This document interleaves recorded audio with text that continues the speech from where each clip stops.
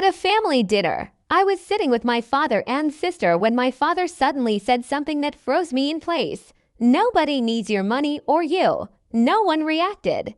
My sister even nodded, almost amused, like they had been waiting to say it out loud for years. I forced myself to stay calm, but inside I felt a sharp shift, something breaking, but also something awakening. To understand how we got there, I need to go back a few months. My father had suffered a serious heart condition and was rushed into surgery. I lived in Columbus, working long hours, while he stayed in Indianapolis. My sister Bianca lived closer to him and agreed to handle daily caregiving. Since I had stable income and good credit, I opened a high-limit medical credit card in my name to cover all hospital expenses. We agreed on clear rules. The card was only for medical bills, medications, and hospital costs. Bianca would handle payments and keep receipts. I trusted her completely. It felt like we were finally working together as a family. At first, everything seemed fine. My father had surgery and was discharged for recovery at home. I called regularly to check on him, but slowly, things started to feel off. Bianca became increasingly controlling about when I could speak to him. She always said he was resting or too tired. I stopped hearing his voice entirely.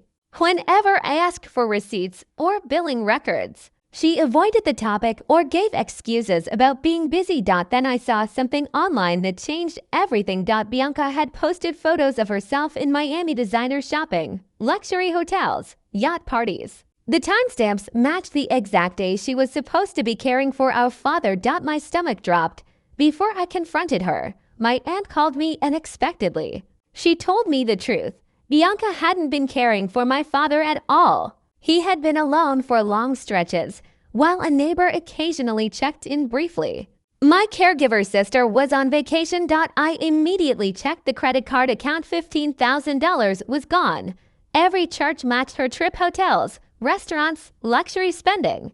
Not a single medical bill. That night, I called her. At first, she laughed, said she only spent $15,000 like it was nothing. Then she tried to justify it, claiming it was stress money and even insisted it was for future treatment costs. But I already knew the truth. I told her I had seen the Miami posts. I told her our aunt had checked on our father.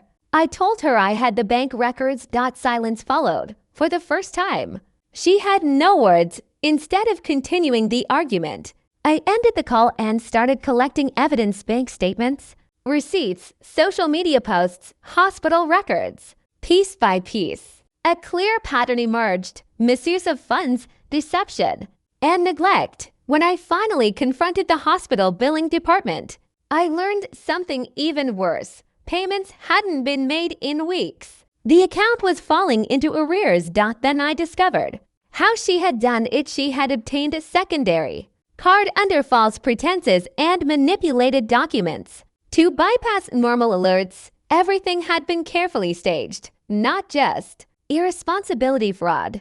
I compiled everything into a legal file and contacted a lawyer. Within days, an investigation was opened. When I returned home and confronted the situation in person, my father was shocked to learn the truth.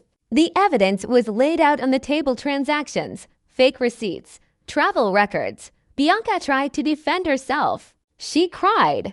She said she was overwhelmed. She said she needed a break. But my father didn't accept it. He removed her from his home that night and contacted a lawyer to revoke her access to all financial and legal authority tied to his care and estate. The fallout came quickly. The credit card was frozen. The investigation continued.